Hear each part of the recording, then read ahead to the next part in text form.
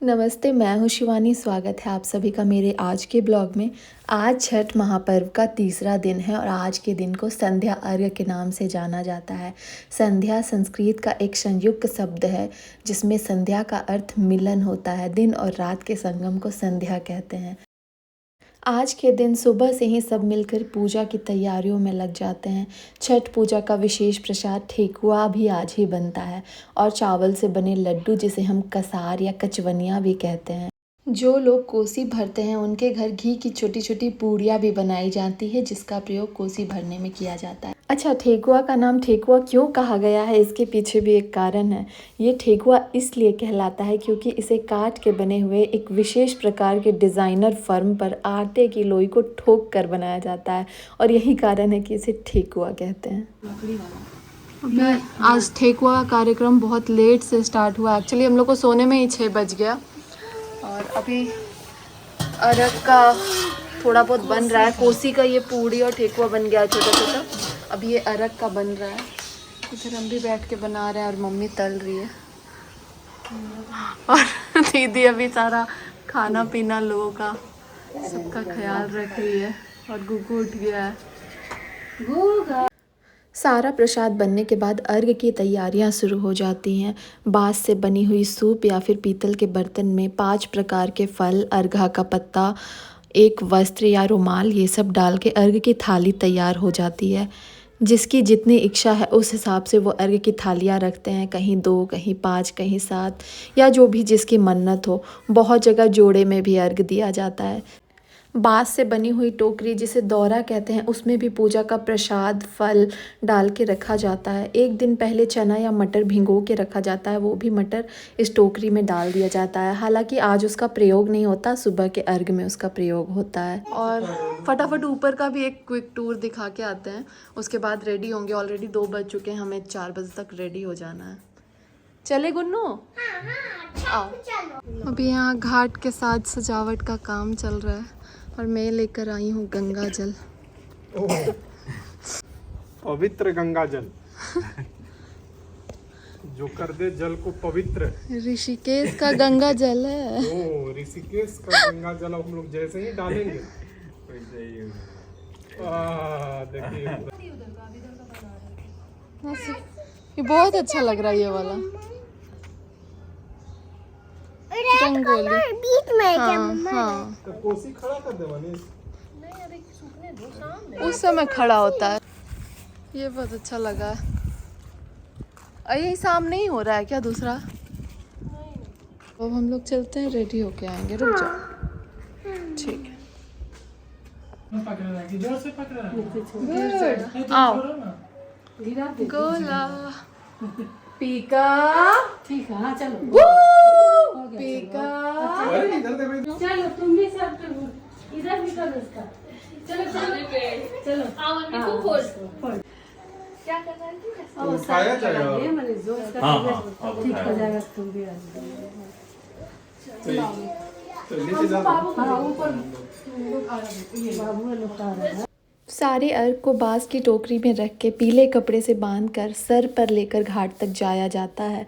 पवित्रता का ध्यान रखते हुए दौरे को अपने सर पर ही लेकर नंगे पांव घाट तक जाना होता है। हालांकि यहाँ सबने एक एक थालियों की जिम्मेदारी ले ली है। घर की महिलाएं भी सज धज के सारा साजो श्रृंगार करके गीत गाते हुए छठ घाट की ओर साथ साथ जाती हैं।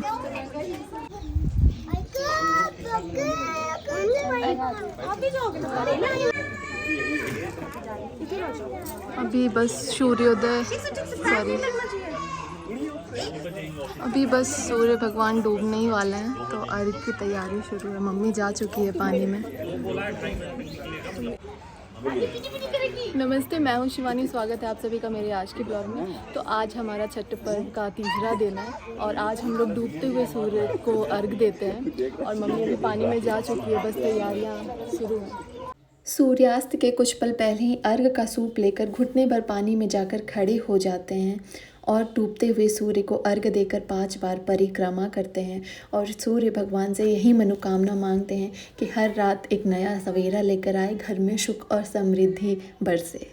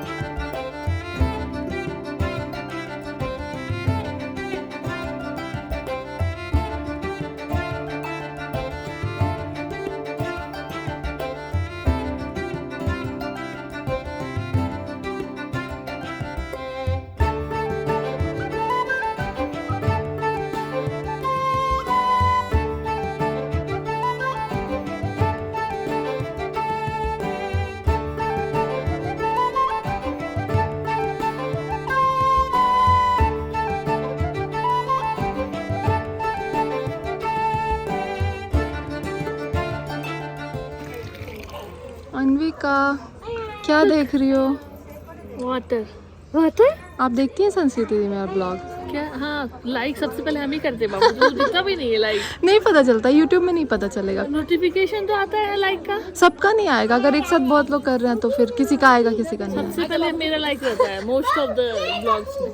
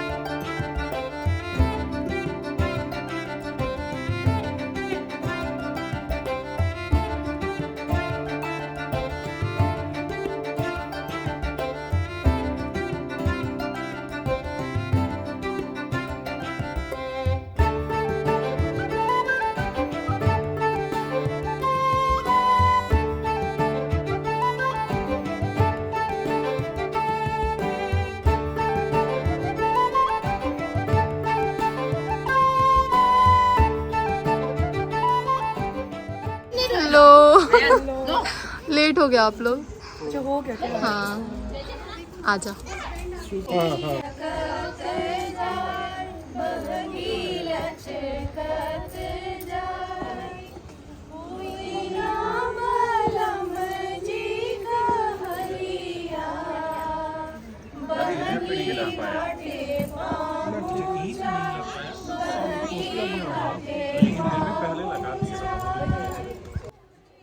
अर्घ के बाद छठी माता के गीतों से माहौल की रौनक और ज़्यादा बढ़ जाती है।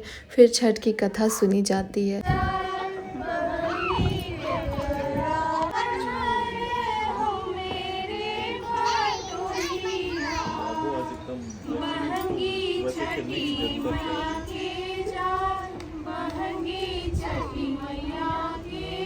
आज रोहित का बहुत पूछना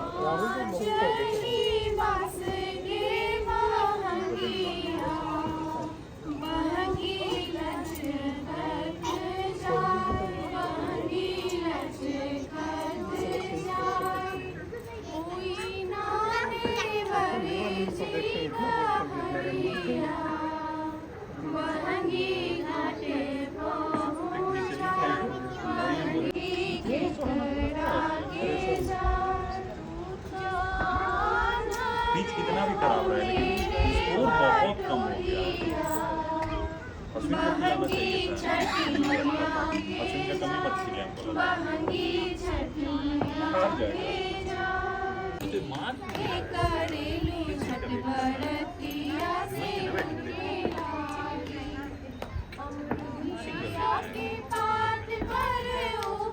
क्या उस टाइम 48 ओवर तक ले जाना सोच रहा लास्ट के 2 ओवर के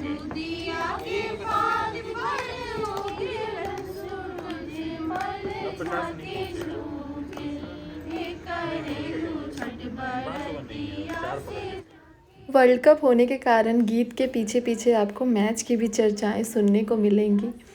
कृपया उन्हें इग्नोर करें। ओ केकरा लागी घरेलू छठ बरतिया हो केकरा लागी पटना के घाट पर दीवेनिया रखिया हो। जब सूर्य अस्त हो जाता है और एक हल्की सी बस रोशनी रह जाती है तो उसी गोधूली बेला में कोसी लगाई जाती है। छठ पूजा में कोसी भरने की प्राचीन परंपरा है।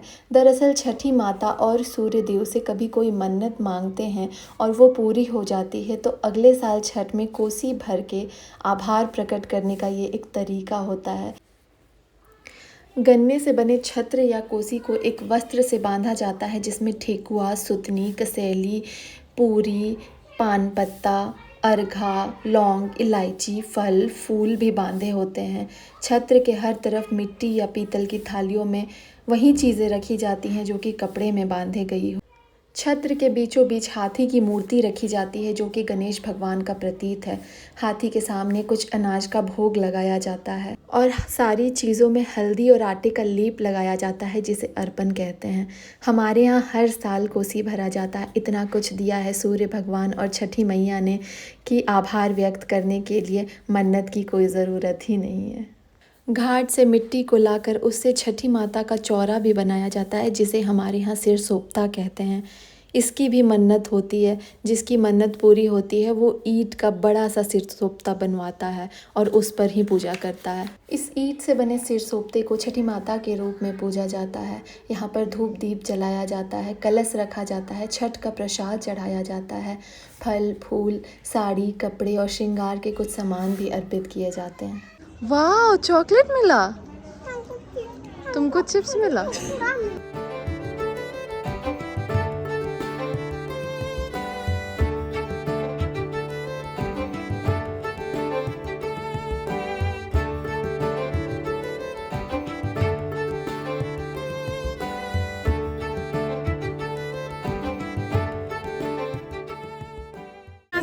ठीक है, बाय। कल आप लोग आ जाइएगा टाइम से। अगर आप शिवानी का ब्लॉग देख रहे हैं तो please subscribe and like. Thank you. यहाँ पे ना ऐसे मन लग जाता है किसी भी फंक्शन में ना, ऐसे टाइम पास सा। कॉन्वर्सेशन माय ब्रदर तो ये ता ता कर रहा है।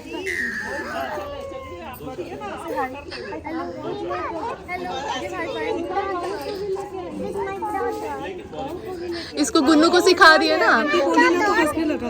Alexa, play something. हाँ, तो वो हंसता है अलेक्सा के नाम पे। इसको गुन्नू को बोले ना कि बोल दो मेरा वो कल स्कूल में छुट्टी है, मत जाना। मेधा कल छुट्टी है ना।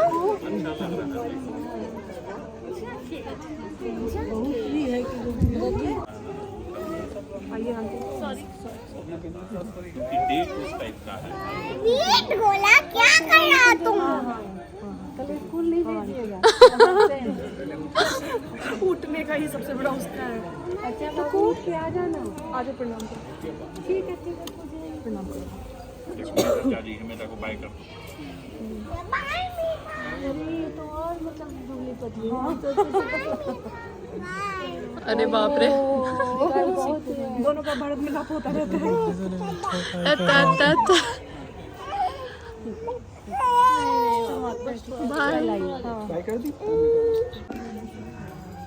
जब कोसी का दीपक ऐसे बुझने लगता है तो जल उसको अर्पित कर प्रणाम करते हैं।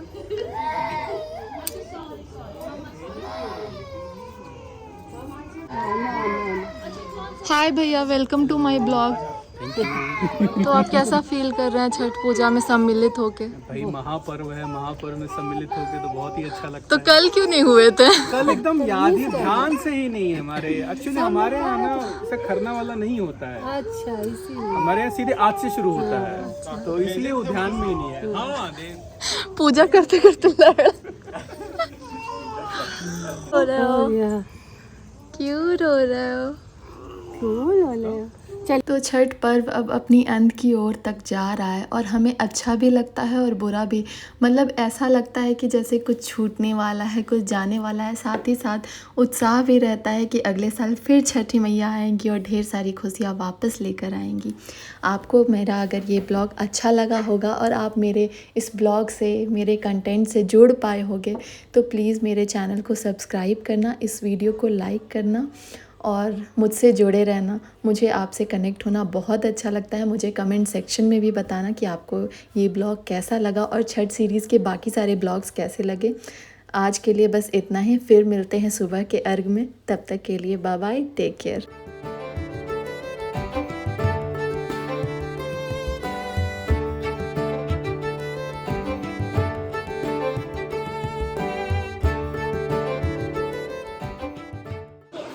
क्या दी थी मासी गिफ्ट? आंटी है ये, मासी है, संस्कृति मासी।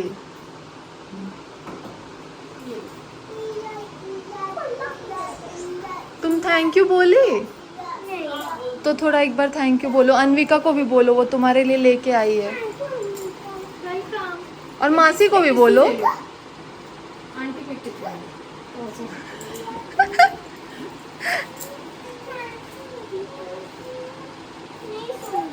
तो मासी को बोल दो।